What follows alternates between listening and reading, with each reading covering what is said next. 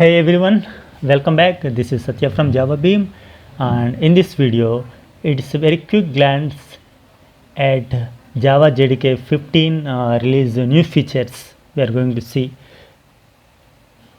The first feature is text blocks. Text blocks are extension to the strings.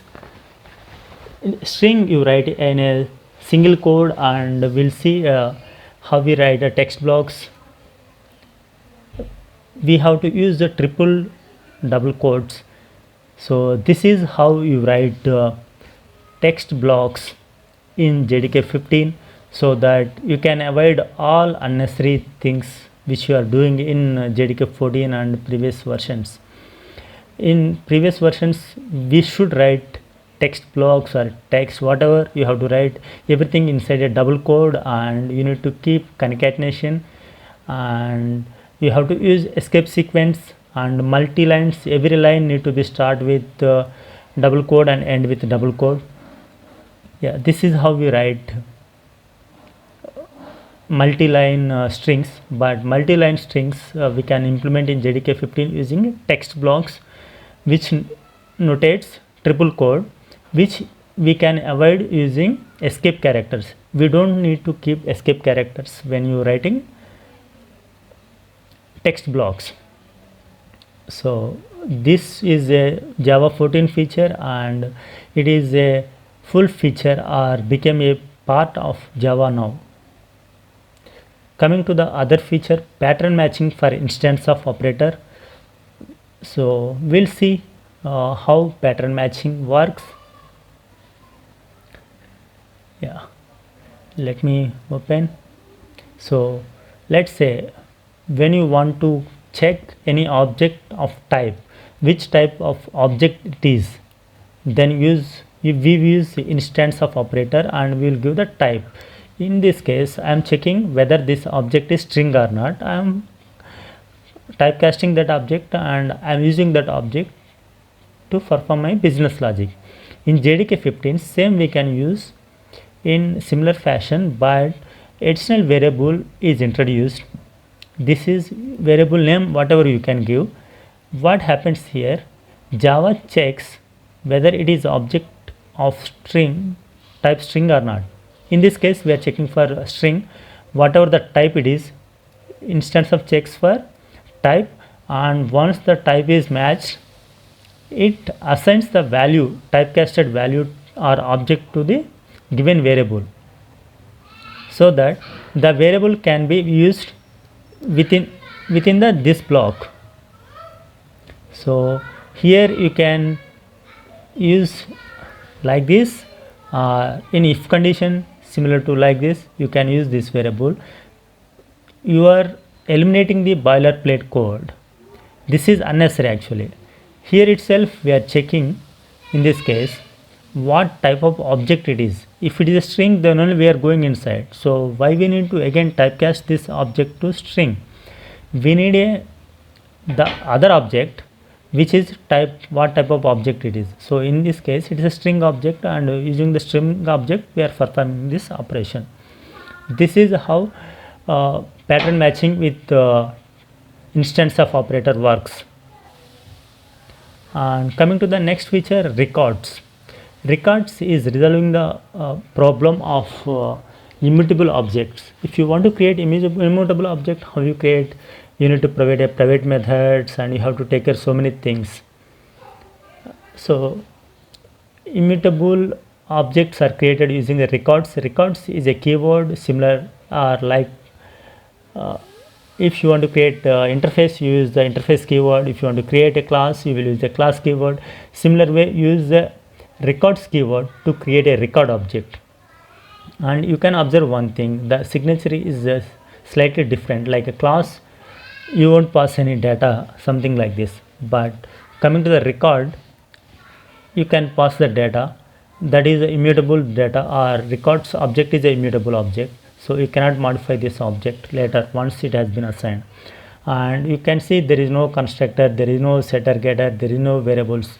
Whatever the data is passing, that is the variables, and that is being assigned through constructor. So how we create a record object?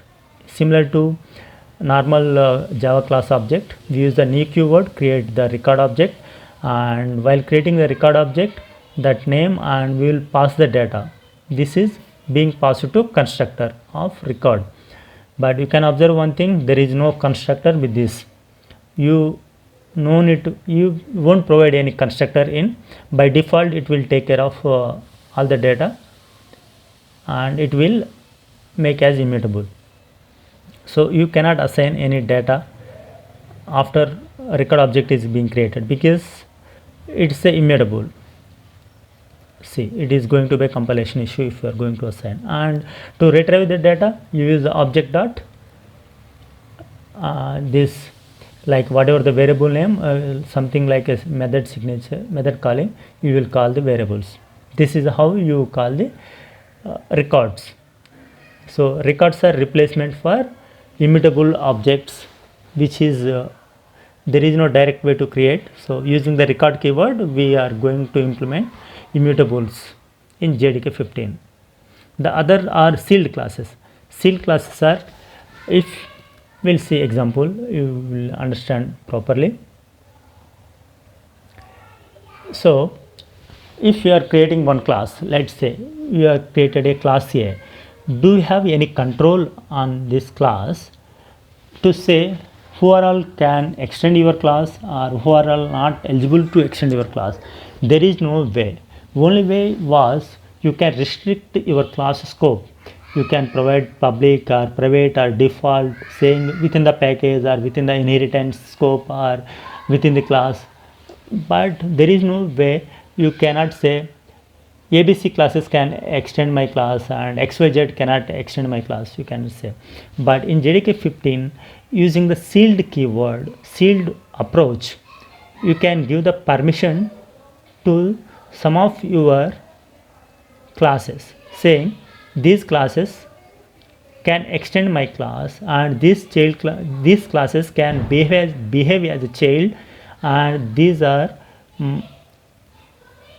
extend my class A and they can inherit the behavior, you can say. So the meaning is sealed class A can only be accessed using B, C and C1. Apart from that, none of the classes in the Java universe can access. So B and C1 has permission, so B can extend A, and also C can extend A, and C1 also can extend A. If I give some, let's say A1, so A1 also can extend A. That is the theory here. That is how sealed classes works. So B has a permission to extend A. Now B can be either of sealed class or not sealed class or final class. Sealed means we have to give the restrictions like permissions. Non-sealed means that universe, any class can extend your class. And final means that cannot be inherited. That is the behavior the extended classes will get. So not only sealed classes, you can also create a sealed interfaces. This is how you can create a sealed interfaces, where you will give the permission to other interfaces which can extend your interface. Yeah, this is how sealed works. And coming to the foreign memory, so foreign memory is nothing but this is a excellent feature inside JVM. Apart from Java heap, you can use any other memory using the given API. So this API allows Java programmer safely and effectively access foreign memory outside of heap. As of now, we don't have option, we have to use the heap. Any object is created in Java world going to the heap. Now Java JDK 15 is providing a way to access foreign memory using the API. And cryptographic signature, this is a new algorithm has been introduced in cryptographic signature to improve the performance and security. And garbage collection process has been improved using the Shenandoah algorithm.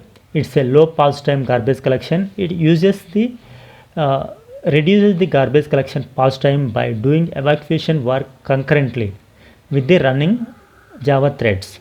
So it is improvement or enhancement for garbage collector to implement the performance. Next, there are few deprecated APIs like Biazel locking, RMI activation, and Nastrum JavaScript engine, Solaris. These are deprecated and these are going to be removed in JDK 15. Yeah, that's all about a glance on the features of JDK 15. Yeah, thanks for watching and please do subscribe my channel.